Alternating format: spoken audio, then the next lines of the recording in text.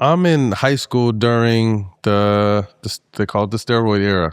But to me, it was some of the best baseball I had ever seen with what was going on. As a player who played it the right way, what were your thoughts during that time as you're seeing your contemporaries do what they're doing? It really wasn't a problem because you didn't know the outcome. Okay. Because when I got to Dodgers, Lenny Dykstra came from the Mets to Philadelphia. Like, he was one of the first ones that the league had saw that transformed his body. And he went from like 165, 170 to 210 muscle. And when we went over there, it was fun. Like, look at this motherfucker. He's always swole up. Like, we giggled at it. Right. It wasn't, I didn't think it was of trying to gain an advantage or nothing like that. It wasn't even a thought process. But I didn't care. Shit wasn't illegal. As small as I was, if I'd have thought I could have put on 15 pounds, I might have used it, but not to help my game and stuff, but to help me running into these walls. It should have kept me on the field. Or the recovery in general, which we now know what it does. But out of all of the guys, and this is where the rubber meets the road with me, is they want to pick the guys who had the best years. Pick and choose. To say, when it was a lot of guys doing it, but because that they was still terrible, they didn't say nothing. Right. Shit didn't help them, so they didn't even. Like, but there's guys that they put in that players you know they used and stuff like that. So why you gonna pick and choose? Do these and pick and choose. That's why, for me, the Hall of Fame has lost a lot of credibility in what they do and stuff. And I didn't find this out until a few years. Is that the Hall of Fame and Major League Baseball is two separate entities. Major League Baseball has nothing to do with the Hall of Fame. They don't have nothing to do with how they treated or the whole 9 yards. And everybody think it's the league that has something to do with that, but no, that's them on their own. Interesting. I didn't know that. Yeah, that's what they're doing to protect whatever they're protecting. But you got all the shit in there for millions of people to come pay money to take pictures with. All the bats, the balls, the strikeouts, the pitchers, you got a whole wing of Pete Rose. Everybody going there. So how much money are you making off his stuff? If you don't want him in here, give all his stuff back to his family. Don't have the stuff in there, but you want to make the money off his stuff, but you don't want his plaque to be in there. It's a museum. It's crazy. Really a museum.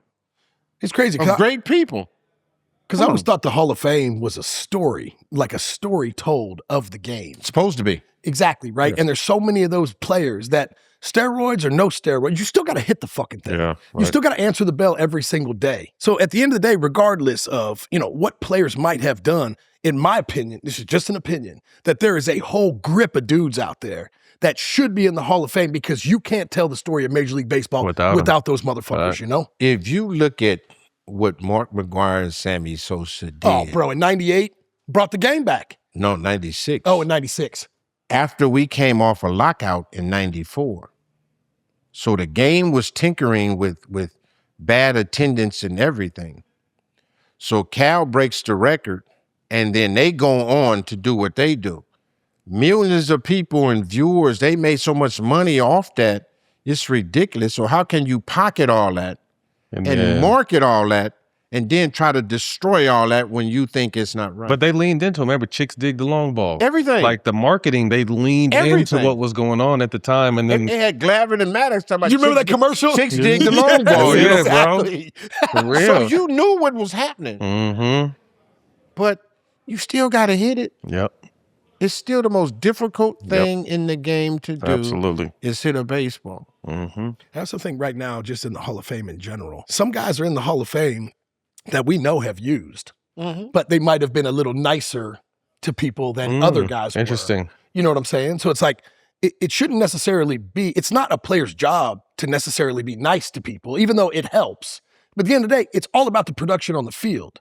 So I find it very interesting, the fact that, in my opinion, there are some gentlemen that should be in the Hall of Fame because their numbers say so, but because they might not have had the attitude that everybody wanted, they're not in. Well, yeah, but also that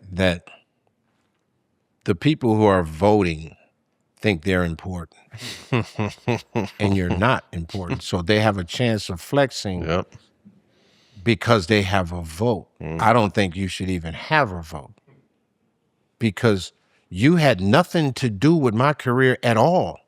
Regardless of whether I spoke to you or not, you have nothing to do with my success or failures.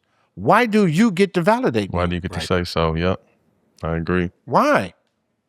You shouldn't get to validate me because you have nothing to do with what I did. Or know what it takes to be in your position to begin with. Yeah. So- And yeah, that was attributed to Barry. But what people don't realize is Barry had a certain time where he talked every day. Spoke to the Mets. I was there. He spoke every day.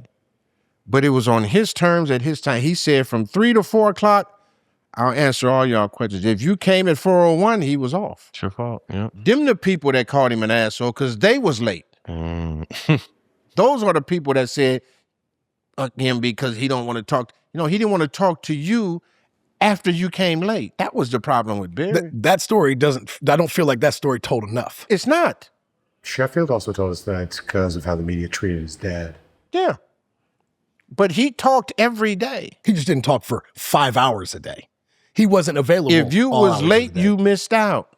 That's your fault. And then he would talk the next day. And if you was late, you missed it again. So why are you mad for your shortcomings? All he was doing was just setting boundaries. Come on, man.